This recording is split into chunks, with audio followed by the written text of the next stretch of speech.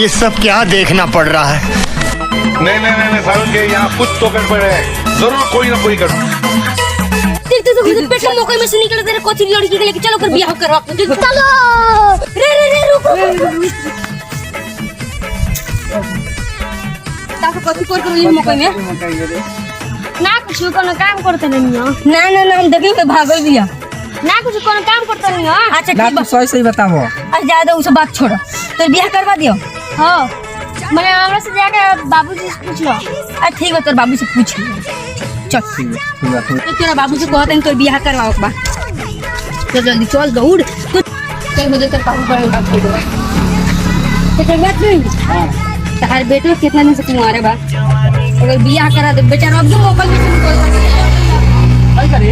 हां बाबू और शादी करवा देगा तो कितना माल तो ये कर चुकल बानी तो ते ये काम करता है ना ये